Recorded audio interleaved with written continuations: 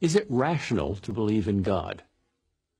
Many people think that faith and reason are opposites, that belief in God and tough-minded logical reasoning are like oil and water. They are wrong. Belief in God is far more rational than atheism. Logic can show that there is a God.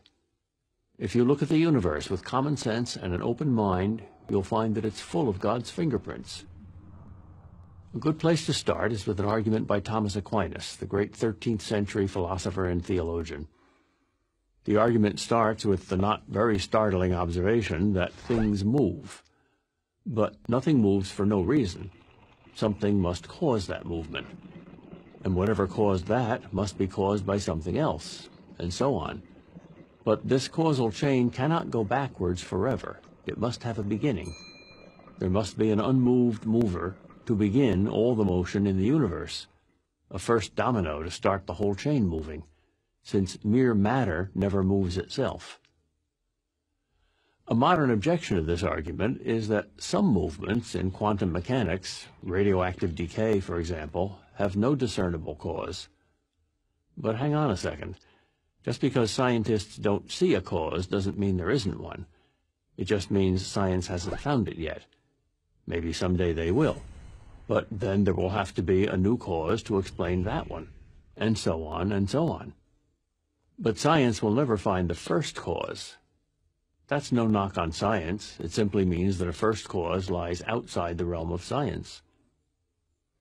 Another way to explain this argument is that everything that begins must have a cause. Nothing can come from nothing. So if there's no first cause, there can't be second causes, or anything at all. In other words, if there's no creator, there can't be a universe. But what if the universe were infinitely old, you might ask? Well, all scientists today agree that the universe is not infinitely old, that it had a beginning in the Big Bang. If the universe had a beginning, then it didn't have to exist. And things which don't have to exist must have a cause. There's confirmation of this argument from Big Bang cosmology. We now know that all matter, that is, the whole universe, came into existence some 13.7 billion years ago, and it's been expanding and cooling ever since. No scientist doubts that anymore, even though, before it was scientifically proved, atheists called it creationism in disguise. Now, add to this premise a very logical second premise, the principle of causality, that nothing begins without an adequate cause. And you get the conclusion that since there was a Big Bang, there must be a Big Banger.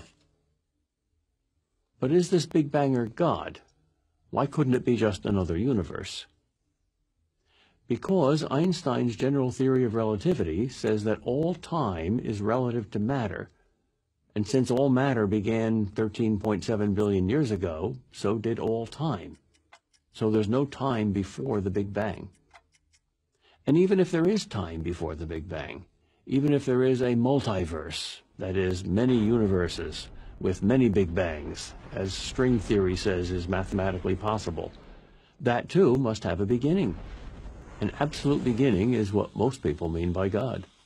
Yet some atheists find the existence of an infinite number of other universes more rational than the existence of a creator. Never mind that there is no empirical evidence at all that any of these unknown universes exists, let alone 1,000 or a gazillion. The conclusion that God exists doesn't require faith. Atheism requires faith. It takes faith to believe in everything coming from nothing. It takes only reason to believe in everything coming from God. I'm Peter Kraft, professor of philosophy at Boston College for Prager University.